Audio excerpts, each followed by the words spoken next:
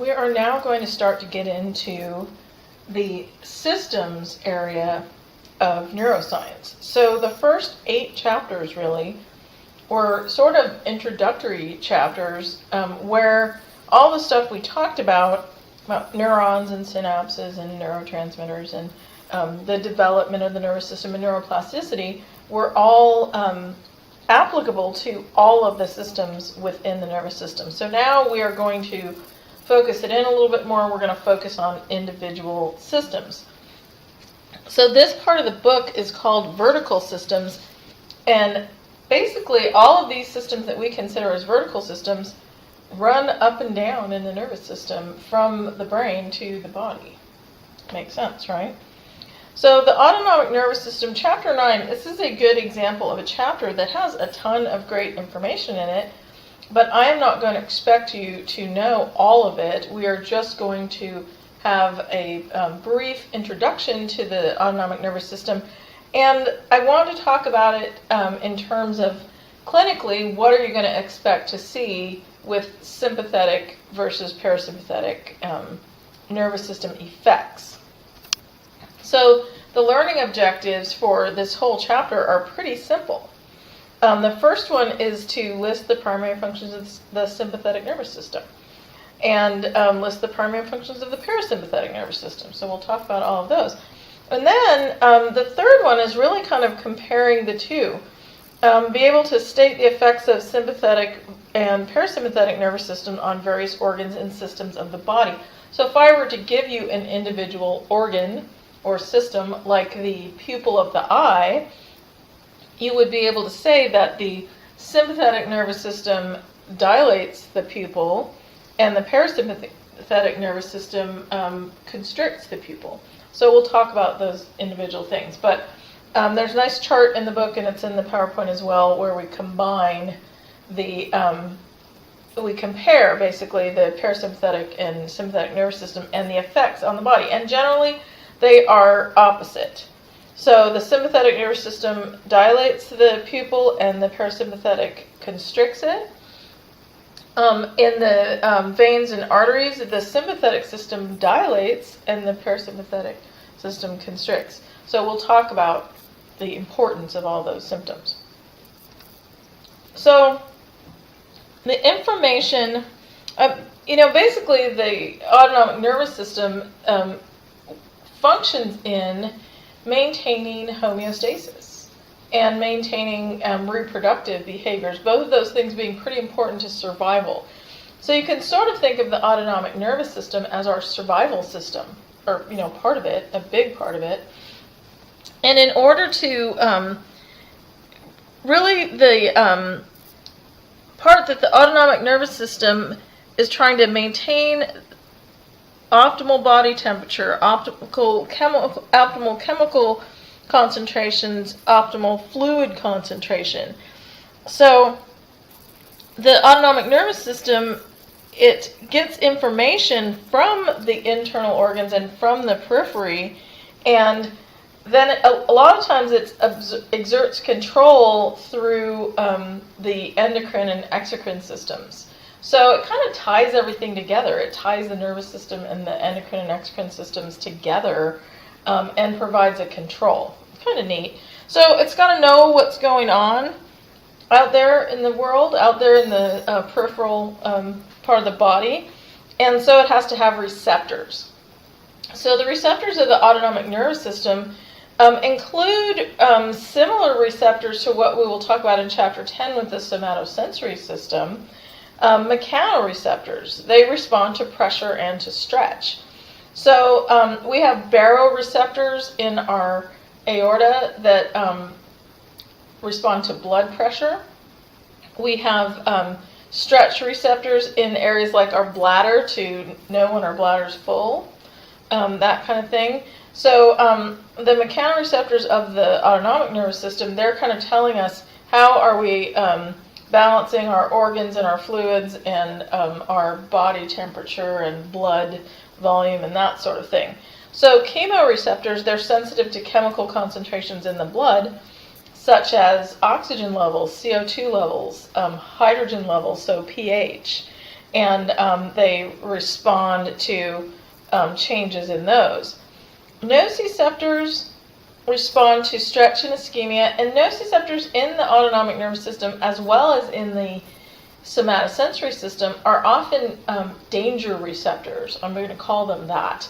They're telling us something bad might be happening, and you might want to pay attention to that. Or you might want to change something in the internal environment to stop that bad thing from happening. Or take your foot out of the fire. So thermoreceptors respond to really tiny changes in the temperature of circulating blood. So there are thermoreceptors in the hypothalamus that do that, and then the hypothalamus exerts its effect through the hormonal system to maintain body temperature. Then we also have external cutaneous receptors that respond to external temperature changes outside the body. So a really good example of how the autonomic nervous system functions in that situation, that say I'm in my house and it's kind of cold and I didn't put on a sweater yet and I have goosebumps on my arm. So those cutaneous receptors told the autonomic nervous system that it's a little colder out here, and the autonomic nervous system raised the hairs on my body and gave me those goosebumps to help maintain my body temperature. So that's what the autonomic nervous system does. It's looking out for you to try to maintain homeostasis. And it also might, those goosebumps might tell you to go put on a sweater. So just like other areas of the nervous system, we have afferent pathways and efferent pathways. The afferent pathways in the autonomic nervous system go from the visceral and cutaneous receptors and they go into the central nervous system via the spinal cord or via the brainstem. Cranial nerves, and we'll talk more about cranial nerves in a later chapter, but they provide sensory information and they provide effector information in the autonomic nervous system. So you can sort of think of the somatosensory system as being the sensation for the body, and the cranial nerves are sort of the peripheral nervous system for the head. So they have similar functions. The head just has its own, which is kind of nice. So a lot of the information entering into the central nervous system needs to be controlled. It's having to do with autonomic functions like heart rate, blood pressure, temperature, that sort of thing. And so in the brainstem, we have areas that are controlling a lot of these autonomic functions. So there are areas in the medulla and the pons. In the medulla, there are areas that regulate heart rate, respiration, vasoconstriction, and vasodilation. And they use signals to autonomic efferent neurons in the spinal cord and signals conveyed in the vagus nerve, which is cranial nerve 10, to regulate those things. And there are areas in the pons that are also involved in regulating respiration. So if you have a brainstem injury or a brainstem stroke or something like that, that can be life-threatening because the brainstem is regulating those vital functions. So very important control being exerted from those areas. The hypothalamus, thalamus, and the limbic or emotional motivation system also function in autonomic regulation. So the hypothalamus, it uses visceral information to maintain equilibrium in the interior of the body, including cardiorespiratory, metabolic, water reabsorption, and digestive activity, and it exerts most of its effect on the pituitary gland and control centers in the brainstem and the spinal cord. So the hypothalamus is in the very center of your brain, and it's acting on a lot of different systems. So it uses that information from the autonomic receptors to help balance everything. So it uses the autonomic nervous system to help control things, and it also uses the endocrine system. So it's a very important control center in the brain. And we will talk more specifically about each one of these areas later in the course. So the thalamus is a filter and processing for a lot of the information going to and from the central nervous system. So the visceral information in the autonomic nervous system is projected mainly to the memory system, which is a collection of cerebral areas involved in emotion, mood, and motivation, which is pretty interesting. So it goes through the thalamus, and the thalamus says, like, what do we remember about this? Is this important? Do we need to activate an autonomic response? And the memory system, when you activate those limbic areas, you can produce an autonomic response, like blushing when you're anxious or embarrassed, or crying is also an autonomic response. So I think we've all experienced where we remember an embarrassing moment from our past, and it actually creates that autonomic response of blushing. Or anxiety can create an autonomic response as well. So our memories are really kind of key in those responses. It's pretty neat, actually. So the autonomic regulation is often achieved by integrating information from peripheral afferents with information from receptors within the central nervous system. So there's receptors in the medulla and the pons and the hypothalamus. So integrating that information, and then the nervous system figures out what has to happen in order to regulate the body. So once it integrates that information, it has to send it back out, right?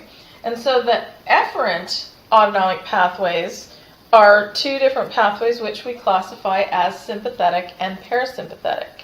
So the afferent pathways are all that sensory information from the viscera and the central nervous system, and the efferent pathways are the sympathetic and parasympathetic nervous systems.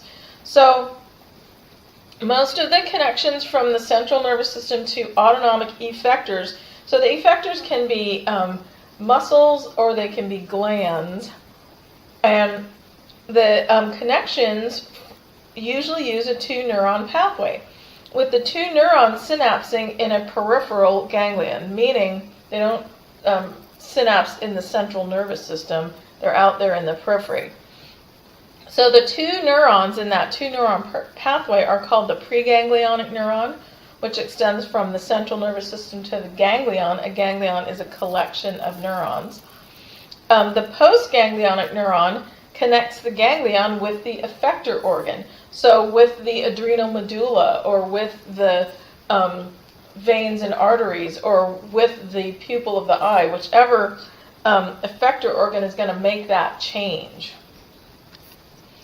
So the somatic motor system and the autonomic efferent system are both taking information from the central nervous system to the periphery, to different effector tissues, but there are three major differences between the somatic motor system and the autonomic efferent system. The first difference is that unlike the somatic nervous system, the regulation of autonomic functions is typically non-conscious and can be exerted by hormones. So a lot of the autonomic effector tissues are endocrine or exocrine glands secreting hormones. So skeletal muscles are the effector tissues of the somatic motor system. But unlike skeletal muscles, many internal organs can function independently of central nervous system input, like the heart. You can get input from the central nervous system that's going to affect your heart rate, but if you don't, the heart's just going to keep going on, just like we talked about last quarter. So the heart has its own internal pacemaker. That sinus node is going to keep sending out the signal. You can get central nervous system input and change it, but it can actually go along without central nervous system input. Somatic efferent pathways use one neuron, one motor neuron. The autonomic efferent pathways usually use two neurons with a synapse outside the central nervous system. So the muscles, the skeletal muscles, are the effector tissues for the somatic motor system. So all central nervous system output is delivered either by somatic or autonomic efferent neurons. So somatic efferents innervate only skeletal muscles, and the activation is frequently voluntary. Like you say, oh, I'm going to turn on that light switch, and your hand reaches out and flips that light switch. It's voluntary, you did it on purpose. Autonomic efferents supply all other parts of the body besides skeletal muscle. All of the parts of the body that are innervated, and so a lot of our all of our autonomic responses are involuntary, or they're non-conscious. We don't have to think about, gosh, I better see how my blood pressure is doing. I better lower that baby down or raise that baby up.